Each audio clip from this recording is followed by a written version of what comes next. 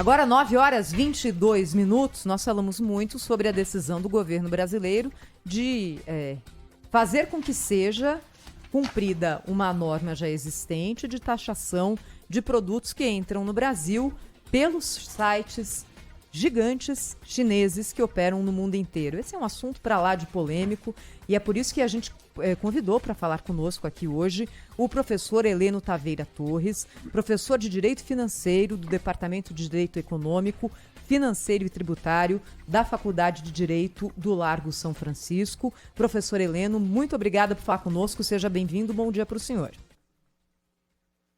Bom dia, Thaís. Bom dia, Agostinho, tudo bem? Um prazer estar com vocês aqui e com nossos ouvintes. Muito obrigado. O senhor sabe que esse é um assunto que mexe com a vida das pessoas e aí desperta paixões de todos os lados. Então a gente queria que o senhor, como pessoa que estuda sistema tributário no Brasil, que conhece relações internacionais, que colocasse mais luz aqui nessa discussão para a condição hoje desses sites chineses que operam no mundo inteiro e para essa decisão que foi tomada recentemente pelo governo brasileiro. Esse é um assunto muito interessante porque, na verdade, o Brasil, desde 1980, né, temos um decreto 1804 de 1980 e também uma portaria, que é a de número 156 de 99, que regula esse regime de tributação simplificada, RTS, nesses casos. Então, é um regime que se aplica, por exemplo, a medicamentos no valor até $10 mil. Tem outros casos que esses instrumentos regulam. E aí ele trata especificamente da isenção nas remessas de até $50, como sendo um tratamento dado para simplificar, né? Então, havia aqui uma delimitação muito clara, né? Remessas estritamente de pessoa física para pessoa física, no limite desse valor, não estava sendo tributado. E o decreto fala muito claramente, pessoa física para pessoa física, né? E remessas de uso pessoal. Então, o que se quer? A legislação quer que se exclua qualquer finalidade mercantil, né? Então isso sempre existiu, tá certo? Não é novidade. A novidade é que, aparentemente, algumas empresas passaram, ou alguns contribuintes passaram a usar de compras por internet usando esse instrumento. Então, o correto agora seria criar um mecanismo de controle sobre isso, né, para evitar que houvesse aquisição desses bens por pessoas a partir de empresas com efeito mercantil e não com uso pessoal, porque isso é exatamente isso que o decreto proíbe, né, o uso mercantil dessas vendas. Professor Heleno, prazer tê-lo aqui conosco, muito obrigado por conversar com a gente aqui na Rádio Bandeirantes. Professor, como o senhor falou, já existe essa legislação, ela só não vinha sendo cumprida. Não sei se por conveniência, porque era talvez no início um mercado incipiente, que não representava um grande movimento, mas isso cresceu demais e agora virou esse monstro que virou motivo de atração para o governo federal, que quer arrecadar, e acho que está correto nisso, porque além disso tudo, né, professor, isso é uma concorrência desleal. Acho que não é exagero dizer que é uma concorrência nociva para o produto, para o empreendedor brasileiro, né, professor? É excelente a sua observação, porque é exatamente isso que ocorre, né? O que a lei queria é que, por exemplo, eu esteja no exterior e queira fazer uma remessa de um brinquedo, de algo simples para um familiar, né? Um filho, um familiar, e eu possa fazer isso com o regime de tributação simplificada, porque tem uso pessoal. Então havia ali um entendimento de que a Receita Federal não deveria tributar esses bens, né? Ora, a partir do momento que as pessoas passam a comprar de forma regular de empresas estrangeiras mercadorias só para se aproveitar da isenção, nós temos aqui um efeito, né, de burla daquilo que é a finalidade essencial do regime de tributação simplificada. Por quê? Porque entre empresas, tá certo? E quando há uma relação empresarial, o próprio decreto manda tributar dentro de um tratamento específico, ou seja, ele atribui uma alíquota global para todos os tributos de 60%. Então, essa alíquota global de 60% vai ser aplicável justamente nas relações mercantis, comerciais, quando ela tem finalidade, portanto, de negócio, né, entre as partes. Ou seja, o regime de tributação simplificada manda tributar essas relações. O que ele faz é somente afastar nas hipóteses de uso pessoal. Isso precisa ficar muito claro para a população. E essa tributação, professor, ela deve acontecer aonde? No momento em que a compra é efetuada no site ou no momento em que o produto chega ao Brasil via Receita Federal na alfândega? Boa pergunta, Thaís. É o seguinte, só para as pessoas entenderem, né? Então, quando ela faz a compra internacional, ela entra num sistema, da empresa, vamos supor, né? Faz o pagamento ali, a Receita Federal, nesse momento, não sabe de nada. Quando a mercadoria entra no território nacional, aí você tem, né, por meio da aduana, a identificação do chamado valor aduaneiro. O valor aduaneiro é o valor da mercadoria, né, que se identifica, então, que ele tenha, vamos supor, abaixo de $50. Esse é o momento, então, que a Receita Federal tem para fazer essa identificação. Aí que ela emite um DARF, um documento de arrecadação, de tributos, né, e encaminha para a pessoa pagar. Então, a pessoa, se for o caso, né, se houvesse a relação de mercantil, deveria fazer isso. Como ela está abaixo de $50, ela não emite, então deveria estar obrigada a liberar essa mercadoria nesse momento da verificação aduaneira. E aí, o que tem acontecido? Ora, isso tem travado a importação de bens das empresas em geral, dos contribuintes que querem pagar o regime de tributação simplificada, por exemplo. Por quê? Porque os estoques da Receita Federal estão abarrotados de compras abaixo de $50 e com destinação à pessoa física dentro desse regime, só que burlando a questão do uso pessoal. Nós estamos conversando com o professor Heleno Taveira Torres, que é professor de Direito Financeiro do Departamento de Direito Econômico, Financeiro e Tributário da USP. Professor, essa taxação, enfim, essa cobrança, está causando uma grita danada, os ouvintes aqui da Bandeirantes, enfim, todo mundo que já comprou. Eu nunca comprei, confesso ao senhor que nunca comprei, mas estou impressionado com o número de pessoas que utilizam esse tipo de site da China para comprar produtos. Dizem que alguns de qualidade, com preço muito, muito, muito abaixo mesmo do que é encontrado aqui no Brasil. Mas, o professor, o senhor imagina que vai acontecer o quê? Se de fato for taxado 60%, esse é o que está se falando, é óbvio que essa taxação vai ser repassada para o valor do produto, né? Quanto a isso não há dúvida nenhuma.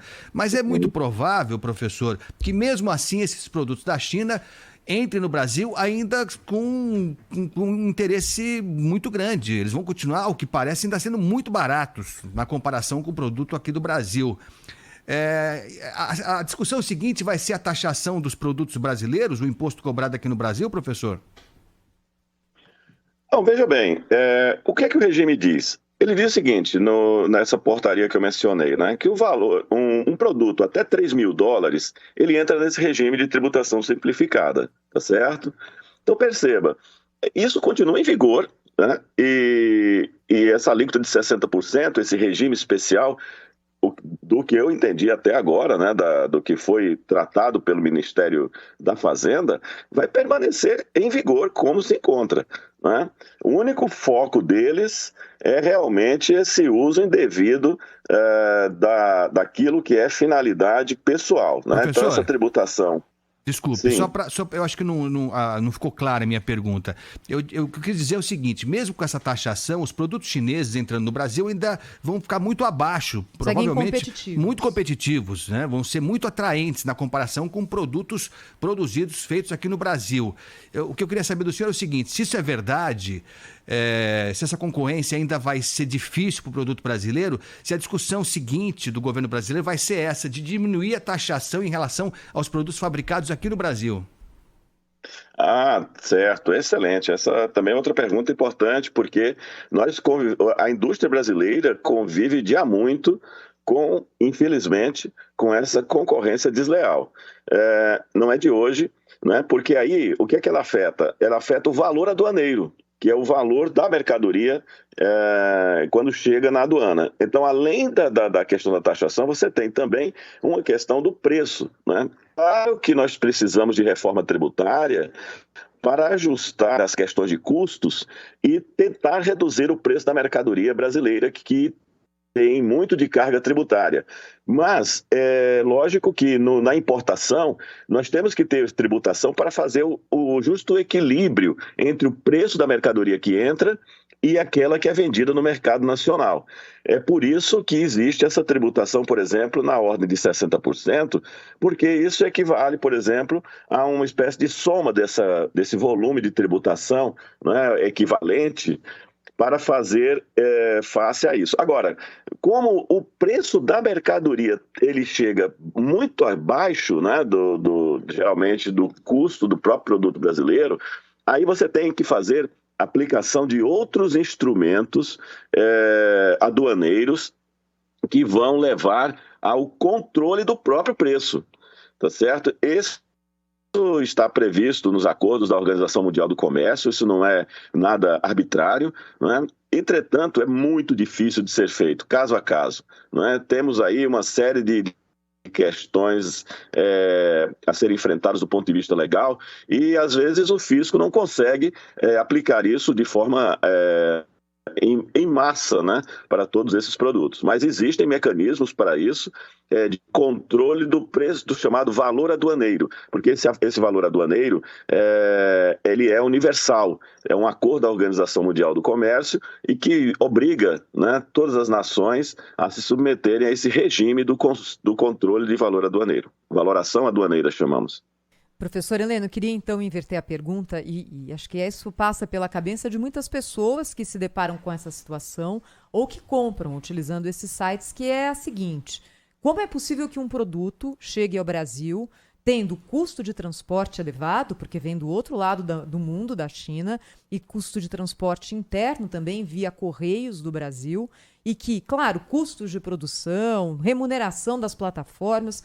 Como é possível que esse produto chegue à casa da pessoa, ali na porta dela, entregue pelos Correios, a um preço tão mais baixo de produtos similares que são vendidos no Brasil? Questões tributárias explicam isso, professor? Não somente, né? Questões de dumping trabalhista, dumping ambiental, ou seja, as reduções elas são feitas porque os custos de produção na China, logicamente, existem indústrias na China de todo tipo. Nós temos indústrias de alta tecnologia, mas temos também essa industrialização em massa, né? de plásticos, de roupas, e muitas vezes sem controles adequados de proteção ambiental, sem controles da parte, digamos, técnica de funcionalidade, né? Como acontece aqui, por exemplo, com a indústria brasileira, que se submete ao Inmetro, que se submete a uma série de instituições de controle da fabricação em si. Então, temos os custos, muitas vezes também ambientais, que essas indústrias não se submetem, como eu disse, os de trabalhista, porque os salários são, infelizmente, muito aquém daquilo que é devido, e os tributos envolvendo esses salários também são inexistentes. Então, tudo isso vai concorrendo para que o produto saia do processo industrial na China, mas não só na China, né, naquelas regiões ali da Ásia, com valores competitivos demais e que promovem essa competitividade desleal em relação aos países. E todos os países sofrem com isso, Estados Unidos, Europa, né? O Brasil, a novidade é que isso tenha chegado no Brasil agora nas relações de consumo pessoal. Mas a indústria brasileira já sente isso há muito tempo, né? Eu sou conselheiro jurídico da Fiesp e me lembro uma vez uma cena triste de um empresário brasileiro dizendo que ele fabricava grandes máquinas de produção de plástico no Brasil e que estava prestes a falir porque as máquinas importadas da China chegavam em preços que ele jamais conseguiria oferecer à população, na indústria brasileira. Então, mas isso não acontece só aqui, acontece em outros países e levou, infelizmente, a muitas indústrias o destino da falência, né? Então, as relações de consumo precisam ser conscientes também. A população precisa entender que quando ela compra um produto, ela tem ali a necessidade de verificar se aquele produto atende a regras de padrão de proteção ambiental, se aqueles produtos são fabricados com controles, né, que possam efetivamente serem de proteção dele mesmo, né, na atividade, sei lá, já vimos aí casos de brinquedos que as crianças puseram na boca e aquilo tinha produtos tóxicos e levaram essas crianças até mesmo a óbito. Então, a situação, quando se compra um produto desse, infelizmente, é da ausência de controle, você não tem a quem reclamar, né? Quando você compra um produto no Brasil, além da questão de pagar os tributos para o fisco brasileiro e com isso contribuir, não é, para o desenvolvimento nacional, você também sabe que aquele produto está sendo produzido com cumprimento das leis trabalhistas, ambientais e as regras de produção técnica. Professor, o senhor fala que esse problema é um problema enfrentado por outros países também, é claro, não só pelo Brasil, aliás, até mais tempo, né? Esse fenômeno no Brasil é um pouco mais recente. Como outros países enfrentam essa questão e essa alíquota de 60% que existe no Brasil e que existe numa regra já antiga, é uma alíquota na média, mais alta, mais baixa do que é aplicada por os outros países? É uma alíquota média e eu diria que é uma alíquota, veja, do regime de tributação simplificada. O que se aplica aqui como tributação simplificada é o procedimento, porque também para os demais produtos a tributação, no geral, ela chega próximo de 80%, se aplicado o ICMS, né, dos estados, envolvendo o IPI, o imposto as contribuições PIS e COFINS de importação, IOF, né? Esses são os tributos que incidem sobre a operação, né? Vamos dizer assim, né? Então, imposto de importação, o IPI, o PIS e a COFINS da importação, esses são os tributos federais, né? E no câmbio, como eu falei, o IOF.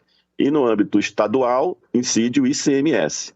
Então, essa é a carga tributária total cobrada na importação. Esse desembaraço aduaneiro que acontece quando a mercadoria chega, se for com destino comercial, né, deveria incidir esse 60%. E aí nós temos agora o enfrentamento, o governo resolveu entrar nessa briga, né, para coibir essas compras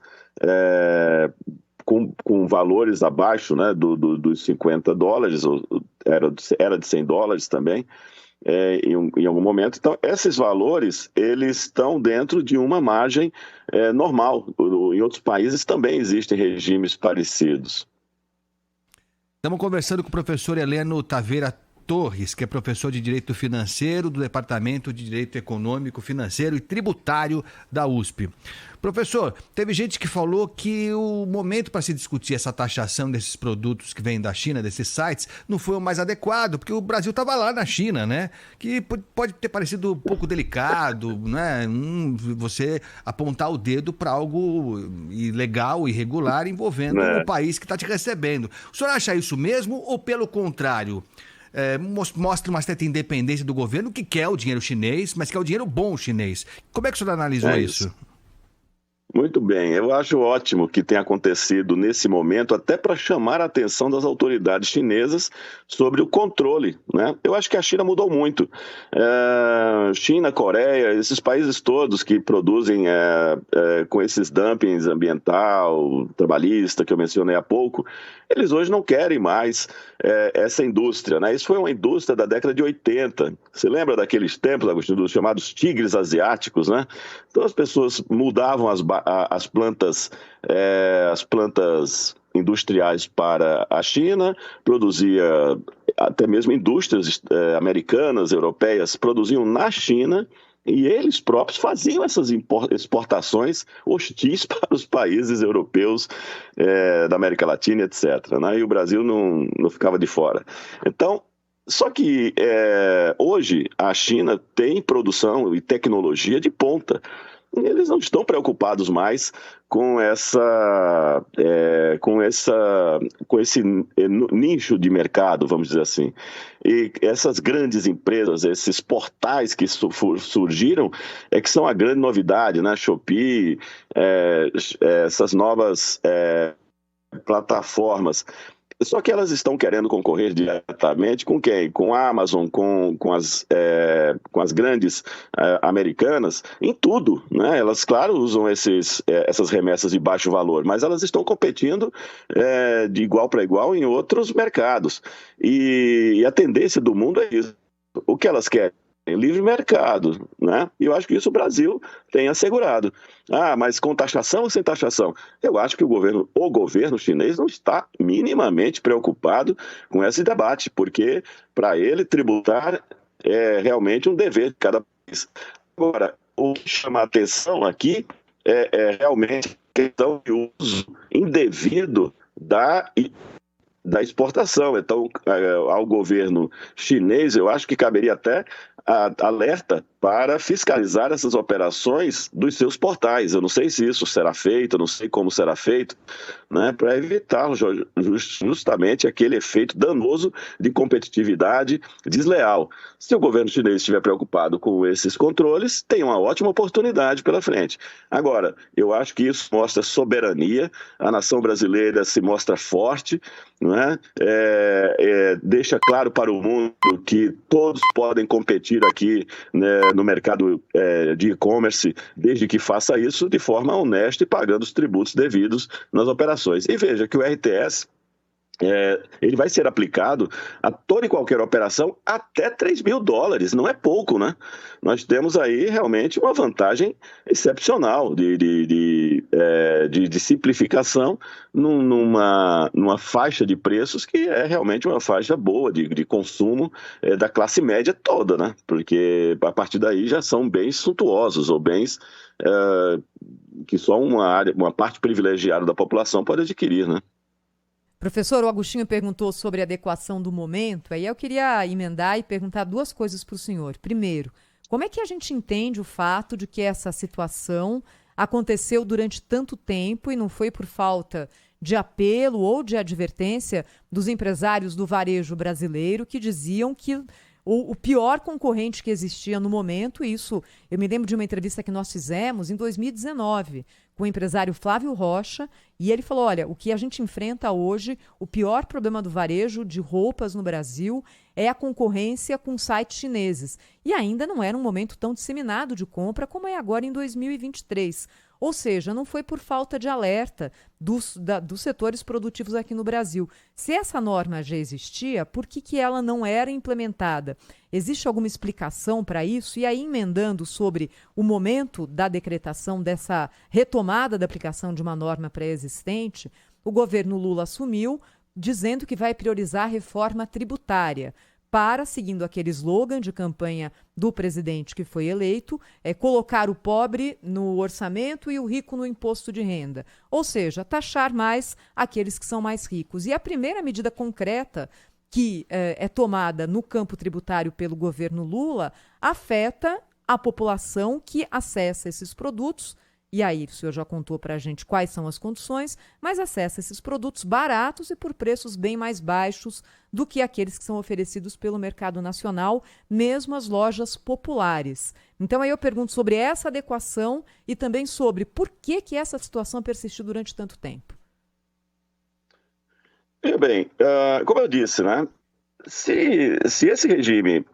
eu, pelo menos, eu tenho um filho que joga tênis e os equipamentos que ele usa são importados. Eu entro nos sites de venda desses equipamentos, compro raquetes, né? Compro as cordas da raquete. E qual é o valor disso? $200, $300. Quando ele entra no Brasil, eu pago os impostos, 60%, simplificado, chega para mim um boleto em casa, pelo correio, eu pago aquilo logo na semana seguinte, a encomenda chega. Então eu usei a importação, é um produto que nem vende no Brasil, né? Ou seja, a competição não existe, porque nem temos disponibilidade daquele produto no Brasil, e estou satisfeito. E eu acredito que, como eu, assim, a maioria das pessoas que fazem essas importações.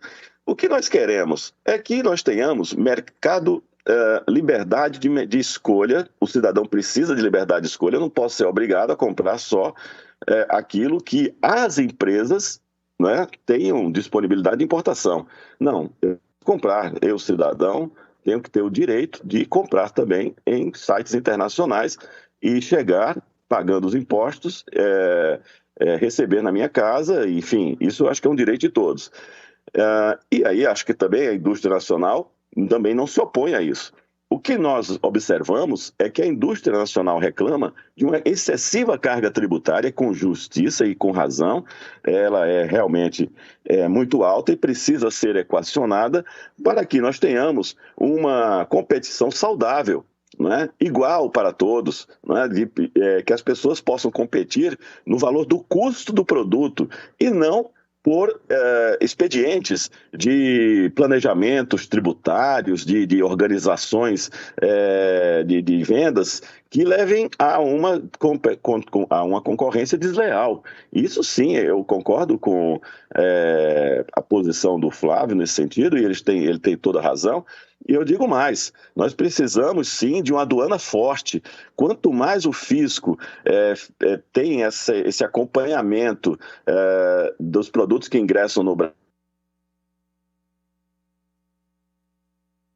Opa, acho que a gente teve uma interrupção aqui no contato. Vai voltar. Tá vendo? Isso aqui chama negociar a ligação. Isso. É quando ela fica, parece que rodando em círculos, não é, Agostinho? Mas volta sempre. Volta. O professor Heleno Taveira Torres, que é professor da USP, está falando com a gente sobre essa mudança na tributação de compras via sites internacionais. Eu queria muito conseguir perguntar para ele também sobre reforma tributária, né? Sim. Porque o professor é um dos maiores especialistas no Brasil nessa área e a reforma tributária está sendo colocada pelo governo Lula como uma das prioridades agora, ainda no primeiro semestre, no Congresso Nacional. Difícil que seja, claro, votada, aprovada, mas pelo menos colocada em discussão com a chancela do governo federal. Voltamos com o professor Heleno, Gui?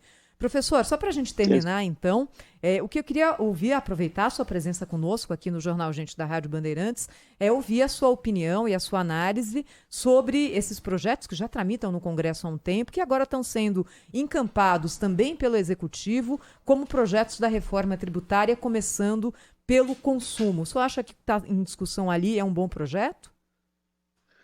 Olha, infelizmente ainda não temos projeto, né? Porque os projetos que nós temos, que são a PEC 110 do Senado e a PEC 45, que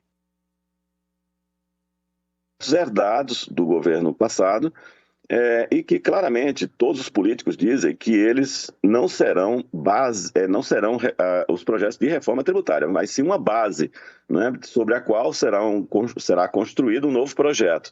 Esse novo projeto ninguém conhece ainda, mas claro, todos sabem que o governo quer é criar um IVA, um Imposto sobre Valor Agregado, que substitua o imposto, o ICMS dos estados, o ISS dos municípios, o IPI, que é o Imposto sobre Produtos Industrializados da União, e também o PIS e a COFINS do regime que se encontra hoje. E a outra discussão é se isso será um IVA dual, ou seja, um IVA da União e um IVA dos estados, ou se será um IVA único, né, que seja só da União.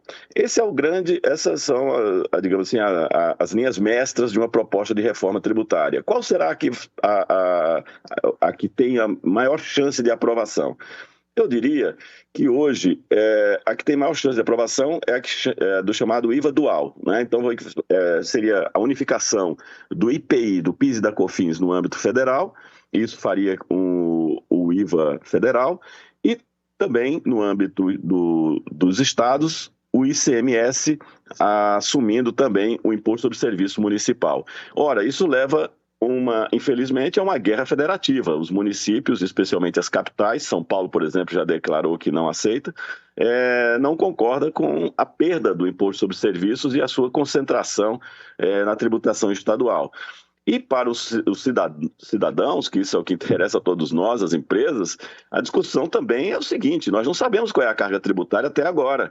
Qual é a base de cálculo, qual é a alíquota, né? Então, esses assuntos estão em aberto, Thaís, e nos leva a muita perplexidade, porque já estamos em abril, não há um projeto final definido, não existem as contas para determinar esse volume de carga tributária, somando, né, os dois tributos novos, que seria o IVA federal e o IVA estadual. E também não se sabe como isso será calculado. Nos países onde existe IVA, só existe tributação sobre o valor agregado ao produto, o valor adicionado. E aqui não está muito claro isso, porque falam de um imposto sobre bens e serviços que, aparentemente, repetem a técnica do ICMS que a gente já conhece. E eu, sinceramente, não concordo que haja uma repetição. Se é para criar um IVA, tem que ser criado um IVA de verdade. Desculpem se é longo, se estou sendo longo, mas eu estou aqui reduzindo, simplificando por demais as propostas que nós temos de reforma tributária. É que a gente sempre fica desconfiado, né, professor? Quando vem reforma tributária, você fala, ixi, será que estão querendo aumentar imposto e disfarçar de reforma? O senhor vê esse risco agora ou não? Olha, os proponentes da reforma dizem que tem um compromisso de manter a carga tributária. Nós temos uma carga tributária na ordem de 32%, 33%, tem essa variação. Eu diria que é quase impossível você não ter setores profundamente afetados com o aumento de reforma tributária. Agronegócio e serviços, né, que são os carros-chefe da economia brasileira, podem ter certeza que sofrerão evidentes aumentos de carga tributária. Isso eu não tenho a menor dúvida. E, em paralelo, quem consome serviço e consome produtos do agronegócio pode esperar que haverá aumento de carga tributária nos seus produtos. Isso é uma consequência, porque nós temos muitos incentivos fiscais na produção de grãos, de carne no Brasil, enfim. E esses incentivos irão ser substituídos por uma tributação. Então, a curto prazo, sim, haverá um aumento de carga tributária. Agora, no conjunto todo da sociedade, dizem, né, os proponentes que eles vão honrar, manter essa carga tributária, digamos, no mesmo patamar de 32%. Eu tenho muitas dúvidas ainda. Estou aguardando, eu não tenho me manifestado muito sobre as propostas, porque eu estou aguardando o texto final, né? O jurista não fala sobre hipóteses, né? Hipóteses são a área dos economistas. Né? Para as pessoas do direito, nós trabalhamos com textos normativos. E essas propostas não foram feitas, né? Porque veja bem, Thaís, nós não temos só a tributação de consumo, tá, para a reforma. Nós temos que fazer reforma tributária da tributação da renda, que é terrível no Brasil, né? A tributação de pessoa física está ultra retrógrada em diversas passagens. Nós precisamos melhorar a tributação da renda de pessoa jurídica, também na tributação de dividendos, a discussão sobre tributar ou não dividendos. O Brasil é o único país no mundo que tributa receitas com PIS e COFINS, né, e um valor de 9,25, não é pouco. Tem sentido tributar dividendos? Em quanto? Em quais valores? Esse debate ainda nem começou. Né? E sem falar da tributação de patrimônio, ITCMD, doações, heranças. As discussões não podem também se olvidar, né, da tributação do ITR, Imposto Territorial Rural, do caso do ITCMD, como eu mencionei, né? Então, acho que é uma reforma tributária ampla que precisa ser melhor debatida com o cidadão e com a empresa brasileiros. Olha, queria agradecer muito ao professor Heleno Taveira Torres, professor de Direito da USP, um conhecedor aqui do sistema tributário brasileiro, esclarecendo várias questões para o ouvinte da Rádio Bandeirantes sobre reforma tributária e sobre os tais dos sites chineses. Obrigada, viu, professor? Até uma próxima. Eu que agradeço. Foi ótimo encontro com vocês e com nossos ouvintes. Muito obrigado, Agostinho. Prazer a todos. Valeu. Obrigado. Obrigado. Até logo.